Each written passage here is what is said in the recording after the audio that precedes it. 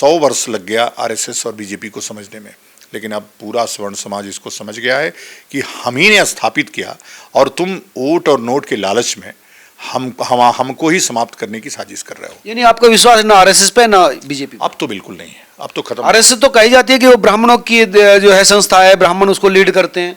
देखो, आरएसएस का ब्राह्मण और वामपंथ का ब्राह्मण, ये दोनों ब्राह्मण नहीं है, ये पतित हैं और इनसे ब्राह्मणों का कोई मतलब नहीं है।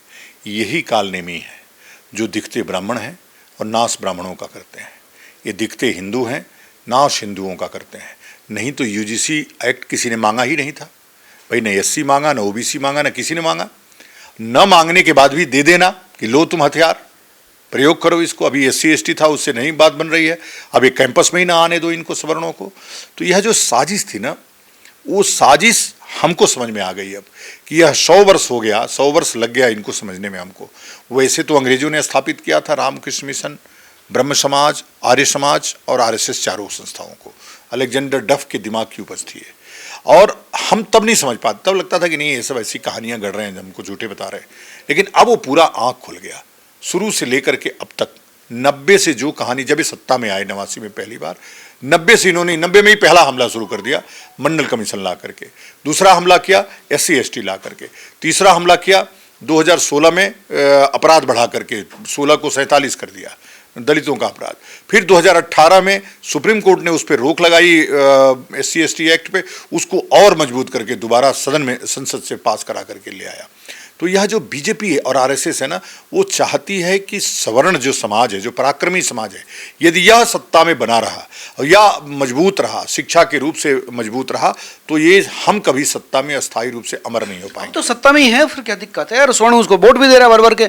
दिया ना 2000 अभी उसमें 22 में, 2000 में दिया, 24 में दिया, यूपी में 24 में दिया, 240 दिया, 320 से 240 आ गए, अब 40 आ जाएंगे सीधे।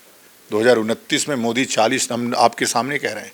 अगर मोदी 40 से 41 हुए तो मुझे कहना है, आप अगर ऐसे ही रवैया रहा तो 40 भी पार करने वाले नहीं है। और सुनिए, मैं आपके चैनल के माध्यम से बोल रहा हूँ, बंगाल और तमिलनाडु जमानत जब्त हो जाएगी मैक्सिमम सीटों पर, इनकी जमानत नहीं बचा पाएंगे। सुनने में आ रहा है कि बंगाल में तो जीत रहे हैं, वो सरकार बना रही है। नहीं, बंगाल में तो इस बार, अब पिछली बार से आधी सीट आएगी।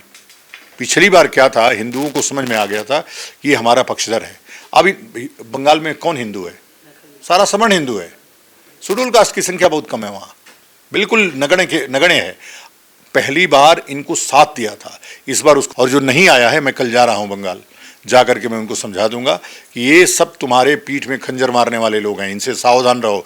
यही कालनेमी है रावण वाले, आकर के राम राज्य को समाप्त करना चाहते हैं। यूजीसी का कानून बंगाल में हरा देगा बीजेपी को? बिल्कुल, बंगाल नहीं, तमिलनाडु भी, दोनों जगह इनकी जमानत जब्त होने वाली है। और फिर इनके समझ में आएगा, हो सकता है तब रोल बैक करें। लेकिन ये जिस प्रकार से अभियान चला रहे हैं ना, ये सवर्णों को नष्ट करने का, ये इनके ताबूत में अंतिम किल साबित होने जा रहा है। स्वर्ण जाएगा कहाँ? सवर्ण राहुल गांधी के साथ जाएगा फिर तो विकल्प बनाएगा अपना। राहुल तो और इससे भी बुरा आदमी है, वो वही उकसाता है और इसको पूरा करता है। राहुल गांधी ने कहा जातिगत आरक्षण, जनगणना होनी चाहिए, ले आया ये। उन्होंने कहा ओबीसी का आरक्षण बढ़ना चाहिए, मध्य प्रदेश, बिहार, कई जगह बढ़ा दिया इसने। ये राहुल गांधी ने कहा ओबीसी के लिए यूजीसी एक्ट आना चाहिए, ला दिया ये। तो ये सब राहुल गांधी रास्ता दिखाता है, उसको पूरा करता है। तो ये हमारे लिए तो एक सांपनाथ है, एक नागनाथ है, दोनों ही वैसे ही हैं। तो फिर बचोगे कैसे? बचेंगे, विकल्प बनाएंगे जी। जब पहले 1989 में तक तो कैसे बचे थे, जैसे 1989 तक बचे थे। स्वर्ण अपनी पार्टी बनाएगा, बना लेगा, इसमें क्या बुरी बात है भाई। 46% संख्या है, पहली सरकार। 40% लोग कह रहे हैं कि आप तो 10% है, वो 15% हो भाई। तो क्यों नहीं, क्यों फिर सवर्णों के पीछे लग्गू बने हुए हैं? नहीं वोट मांगना चाहिए, उनको कहना चाहिए भाई मेरा सवर्णों को वोट नहीं चाहिए। मोदी जी कह दें, चैलेंज है मेरा मोदी को, कि कल कह दें कि सवर्णों का वोट नहीं चाहिए। हम तो 40 कह रहे थे, फिर 20 कहेंगे आपसे। सवर्णों की ये ताकत है। आज भी सवर्ण समाज बूथों पे जिस दिन चाह लेगा, उस दिन दूसरे समाज के लोग वोट नहीं कर पाएंगे। तो दबंग है ना, वही तो बात है ना, दबंग है स्वर्ण समाज। तो ये भगवान ने दबंग बनाया, तो रोक लोगे क्या? लेकिन फिर सत्ता में कौन आएगा ना? एक दिन में तो आपकी पार्टी आ नहीं सकती सत्ता में। अगले 20 साल में 30 साल का लक्ष्य लेके देखो, तब तक आप किसको अपना प्रमुख बनाएंगे? कौन सत्ता में आएगा ना? 2000 अगले साल यूपी में चुनाव है, कौन आएगा? तब तक हारते रहेंगे, तब तक हारते रहेंगे जीतने के लिए। जरूरी थोड़े होता है भाई, हार से ही तो जीत की यात्रा तय होगी ना। लेकिन हम अयोग्यों को सत्ता में नहीं आने देंगे, ये हमारा सिद्धांत होगा। हम चाहेंगे कि समतामूलक समाज बने, सबके लिए समान अधिकार हो। हम बिल्कुल नहीं चाहेंगे कि एक व्यक्ति -40 नंबर पा करके उस पर बैठे डॉक्टरी करे। मैं कभी नहीं चाहूँगा कि 0 नंबर वाला जा करके उस पर बैठे। हम कभी नहीं चाहेंगे कि 40 साल से एक सीट सुरक्षित है उस क्षेत्र में रहने वाला व्यक्ति जो सवर्ण है उस पर चुनाव नहीं लड़ सकता है। मैं इन चीज़ों को लेकर के आऊँगा। हो सकता है कि इस बार नहीं आए, लेकिन 2029 में जिसको हम चाहेंगे वही प्रधानमंत्री बनेगा। तो 15% दलित कहते हैं, ओबीसी सबसे बड़ी संख्या मानी जाती है, फिर उसके बाद SC ST है, अल्पसंख्यक बहुत ज़्यादा है। आंकड़े बता दे रहे हैं। जो ओबीसी में है, ओबीसी जिसको ये कह रहे हैं, उसमें हमने बना दिया अति दलित। अरे जो दलित कहते हैं उसमें हमने बना दिया अति दलित। अति दलितों की संख्या दलितों में 80% है, वो हमारे साथ हैं। वाल्मीकि हमारे साथ, स्वर्ण के साथ रहेगा अति दलित। बता रहा हूं, आंदोलन में हमारे साथ है। वाल्मीकियों को देख लीजिए, मतंगों को देख लीजिए, डफलियों को देख लीजिए, सुनकरों को देख लीजिए, पासियों को देख लीजिए। मैं जितने आंकड़े बता रहा हूं और आपको टीवी पे बता रहा हूं, ये सब हमारे साथ हैं। ओबीसी में आ जाइए, गैर यादव, गैर कुशवाहा, ये सब हमारे साथ हैं। पटेल हमारे साथ है। पटेल तो आरक्षण नहीं है, उसको सबसे बड़ी संख्या है, वो सवर्णों के साथ है। राजभर हमारे साथ है। यूपी में तो है। यूपी में बोल रहा हूँ, यूपी में ही सुन लीजिए पहले बात पूरी। राजभर हमारे साथ है, चौहान हमारे साथ है, नुनिया हमारे साथ है। वो जो कुछ दूसरा वर्ग है कुशवाहा के अलावा, बने नहीं, मौर्य तो कुशवाहा हो गया। ये जितने वर्ग हैं, गैर यादव, गैर कुशवाहा, लगभग 70 जातियां हैं जो अति पिछड़ी हैं, जिनको आरक्षण नहीं मिल रहा है, जिनको क्रीमिलेयर का लाभ नहीं मिल रहा है, वो सब हमारे साथ हैं। इसलिए वो जानते हैं कि उनकी सर्वाधिक लड़ाई हम लड़ सकते हैं। तो हम भी क्लासिफिकेशन मोदी ही नहीं जानते हैं, सोशल इंजीनियरिंग मोदी ही नहीं जानते हैं, सोशल इंजीनियरिंग हम भी जानते हैं और हमने करके दिखाया है कई जगह। मोदी पूर्वांचल में 10 सीट हार गए। मैंने कहा था कि 10 सीट पे हार जाओगे तुम, 10 में से 9 नहीं हुई, 10 हार गए। वो यूपी की जो स्थिति हुई वो सवर्णों ने ही किया, इनकी केवल सवर्णों ने, और विशेष रूप से ब्राह्मणों ने वोट ही नहीं किया जी। तो ठीक है, कोई बात नहीं। अब हम हारने के लिए भी लड़ेंगे, वैसे तो हारेंगे नहीं हम। इनको बंगाल में ही अपना टेलर दिखा देंगे, तमिलनाडु में ही इनको टेलर दिखा देंगे कि कैसे होता है। और सबसे बड़ा टेलर तो हम 8 मार्च को दिखा देंगे उस पर रामलीला मैदान पर।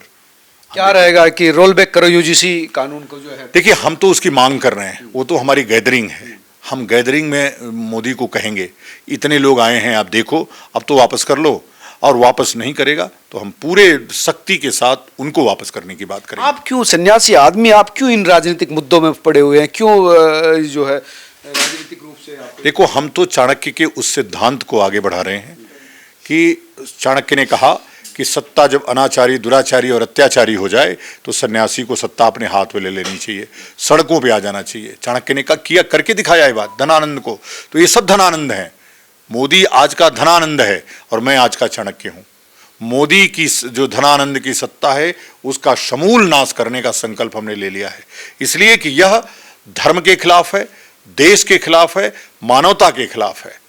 और अभी लगातार एक्ट लाला करके जिस प्रकार से सवर्णों का शोषण हो रहा है, उनका दमन हो रहा है, उनको दलित बनाया जा रहा है, उसके नाते ही सन्यासी सड़कों पे है। और इस देश को समझने की ज़रूरत है, जब सन्यासी मठ छोड़ करके सड़कों पे है तो ये देश कितने बड़े संकट में होगा। दलित कह रहे कि हमारा हजारों साल तक दमन हुआ, स्वर्णों ने, ब्राह्मणों ने पानी नहीं पीने दिया, झाड़ू बांध दी, तमाम तरह की अप्रसन्नता आ रही है। देखिए, जो पानी नहीं पीने दिया उसका कोई प्रमाण नहीं है उनके पास, झाड़ू बांध दिया इसका भी कोई प्रमाण नहीं है उनके पास, शास्त्र में कहीं वर्णित नहीं है ये। तो ये सब जो ये हुआ है, क्योंकि आप सन्यासी भी हैं, और ये सब अंबेडकर की गढ़ी हुई कहानियां हैं। नहीं होता था ऐसा, बिल्कुल नहीं है, अभी भी नहीं होता है। नहीं, अगर कहीं होता हो इनके पास, अगर ऐसा होता, पढ़ने नहीं दिया तो अंबेडकर कैसे पढ़ा? संविधान सभा में 12 दलित महिलाएं कैसे आ गईं? संविधान सभा में 25 से ज़्यादा दलित सांसद कैसे आ गए, दलित सदस्य कैसे आ गए संविधान सभा के? तो ऐसा नहीं है, यह एक कहानियाँ गढ़ी जा रही हैं कि महिलाओं को पढ़ने नहीं दिया। अरे हम तो मनुस्मृति आदेश करता है, हमारा शास्त्र आज्ञा ही हमारे लिए सर्वोपरि है। शास्त्र कहता है यत्र नारस्य पूज्यन्ते रमन्ते तत्र देवता। जहाँ नारियों की पूजा होती है वहीं, और सर्वाधिक जो नारियों की पूजा होती है वो सवर्णों में होती है। वो कह रहे हैं कि ढोल पशु गंवार शूद्र नारी सकल ताड़न के अधिकारी, ये रामचरितमानस में लिखा है। नहीं, ढोल गंवार शूद्र पशु नारी ये सब ताड़न के अधिकारी। जो बुंदेलखंड की भाषा है ना, ताड़े रहियो, मतलब देखते रहना, इनको निगरानी की ज़रूरत है। वो शब्दावलियाँ बार बार परिभाषित की जा चुकी हैं, लेकिन इनको अपनी परिभाषा उसको गढ़ना है। हमारे शास्त्र कभी इस तरह की आज्ञा दे ही नहीं सकते, कभी नहीं कह सकते किसी को वो करना है। लेकिन उन्होंने वर्ण व्यवस्था न अपमानित हो इसके लिए भी लिखा, पूजो विप्र सकल गुण ही ना, शूद्र न पूजो वेद प्रवीणा। शूद्र कौन? शूद्र वो है जो वेद नहीं पढ़ा। शूद्र कौन? 8 मार्च को कौन कौन आ रहे हैं आपके सपोर्ट ट्रस्ट में? नहीं, 8 मार्च में सबका आह्वान है, जो भी अपने आप को सवर्ण समझता है और जो भी ये समझता है कि यूजीसी जो एक्ट मोदी लाए हैं वो सवर्णों के सर्वनाश के लिए है, तो अपना सर्वनाश रोकने के लिए जो भी व्यक्ति होगा, वो नेता हो, परेता हो, आईएएस हो, पीसीएस हो, जन हो, बच्चे हों, महिलाएं हों, सबका आह्वान हमने किया है और बड़ी संख्या में लोग वहाँ रामलीला ग्राउंड को भरने का काम करेंगे। 19 मार्च को सुप्रीम कोर्ट में सुनवाई, तब तक इंतजार कर लेते। देखो, ये लड़ाई हमारी स्टे की नहीं है, ये लड़ाई हमारी रोल बैक की है। और सुप्रीम कोर्ट से पहले भी हम दूध का जला मिठा फूंक के पीता है। 2018 में सुप्रीम कोर्ट ने ही कहा था कि अभी अपराध केवल 3 ही अपराध SC/ST की श्रेणी में आएंगे। हालांकि फिर उसने कर दिया है दोबारा भी, सुप्रीम कोर्ट ने, ये चुप रह गए उस बार तो। लेकिन 2018 में विशेष कैबिनेट बुला करके, विशेष सत्र बुला करके इन्होंने उस कानून को और तगड़ा कर दिया। तो ये सुप्रीम कोर्ट की मानते कहाँ हैं? तो हमको सरकार पर विश्वास नहीं। जी, हमको सुप्रीम कोर्ट पे पूरा विश्वास है, सरकार पर विश्वास नहीं कि सरकार क्या करेगी। इसलिए आंदोलन सरकार के खिलाफ है। हम सुप्रीम कोर्ट का बहुत स्वागत करते हैं, बहुत अभिनंदन करते हैं, आभार व्यक्त करते हैं कि उन्होंने कम से कम हमको इतनी कुछ दिनों के लिए राहत दिया उसमें विश्वविद्यालयों से। धन्यवाद। ये थे आनंद स्वरूप स्वामी जी, जिनका कहना था कि हम दूध के जले हैं इसलिए छाछ को भी फूंक फूंक कर पीना चाहते हैं, क्योंकि सुप्रीम कोर्ट पर तो विश्वास है लेकिन सरकार पर नहीं, इसलिए 8 मार्च को ताकत दिखाना बहुत जरूरी है। आप तमाम लोग क्या सोचते हैं जरूर बताएं। वीडियो अच्छी लगी तो जरूर शेयर कीजिए। धन्यवाद।